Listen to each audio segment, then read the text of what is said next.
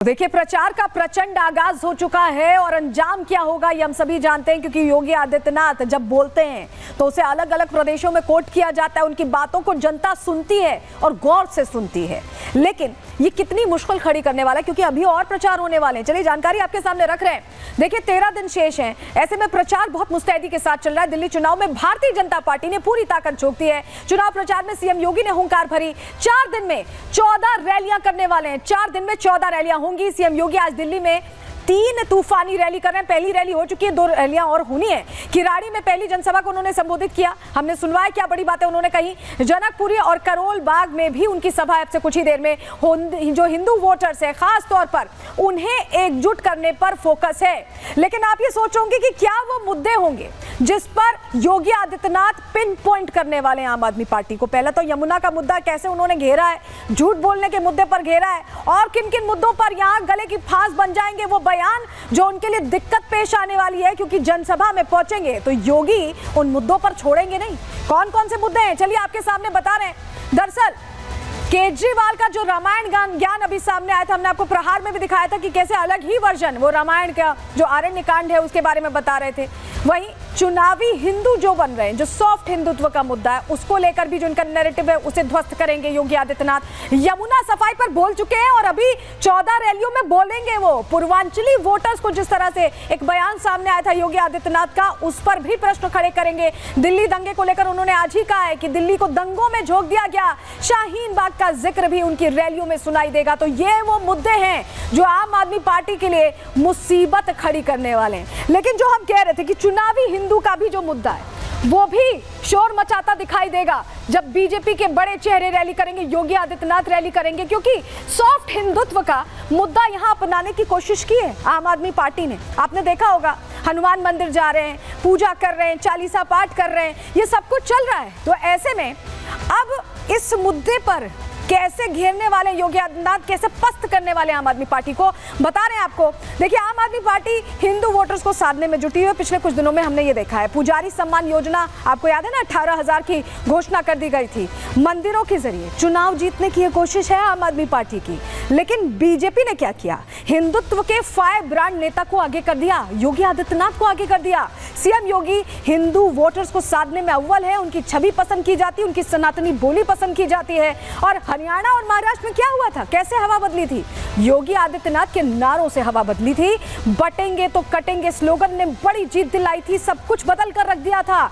हिंदुत्व और राष्ट्रवाद के एजेंडे को फिर से मजबूत करने के लिए योगी आदित्यनाथ अब दिल्ली में दहाड़ रहे हैं और इसी तरह से कहीं ना कहीं लोगों को एकजुट करेंगे। जात पात का जो ये बांटने का फॉर्मूला है, इसे पूरी तरह से ध्वस्त करने के लिए योगी आदित्यनाथ एक्शन मोड में आ चुके हैं और उनका ये एक्शन मोड आम आदमी पार्टी की गले की फांस बन सकता है, सब कुछ बदल सकता है, हैट्रिक के प्लान को जीरो पर ले आ सकता है। रिपोर्ट दिखा रहे हैं आपको।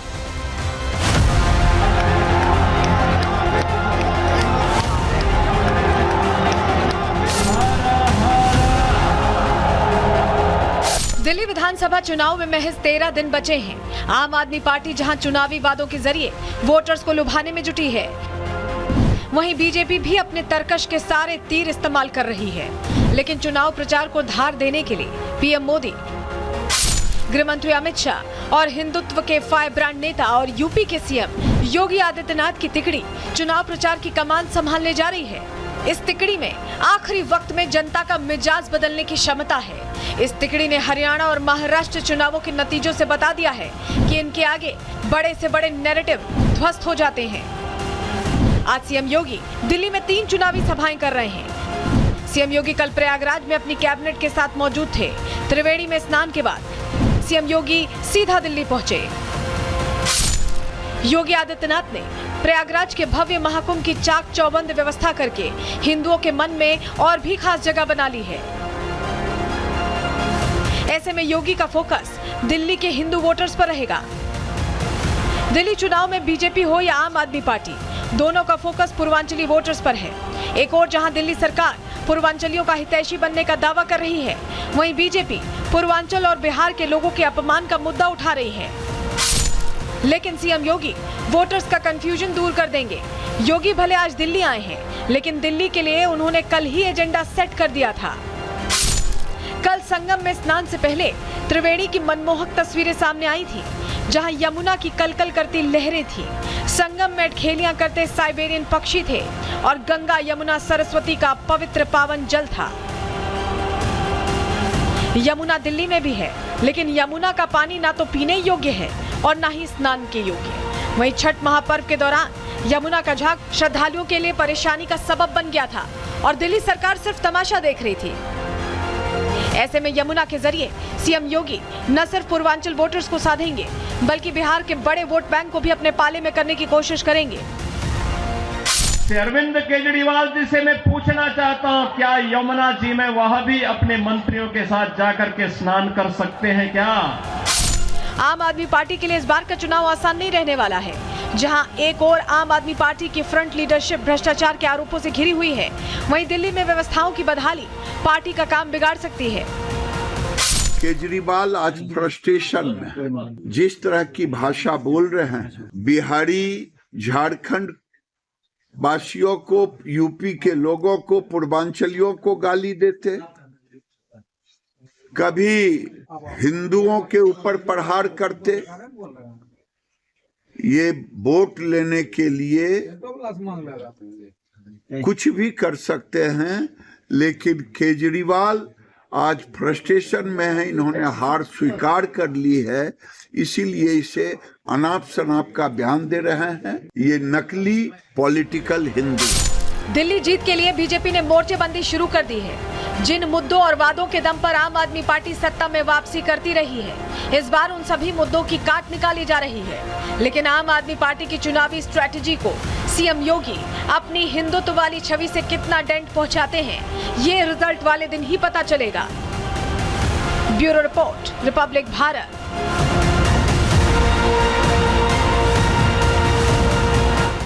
इस बीच ये समझिए कि बीजेपी मेगा प्लान के साथ दिल्ली चुनावों में उतरी। हमेशा की तरह पूरी तैयारी। कैसे तैयारी, जरा जानकारी आपके सामने रख रहे हैं। योगी आदित्यनाथ की 14 रैलियां हैं, वहीं जेपी नड्डा शकूर बस्ती, उत्तम नगर, अलग अलग जगहों पर रैलियां करने वाले हैं और ये रैलियां और कहीं ना कहीं ऊर्जा भरेंगी लोगों में भी, वोटर्स में भी। इसके अलावा आपको बताएं, योगी आदित्यनाथ की जानकारी दीजिए अमित।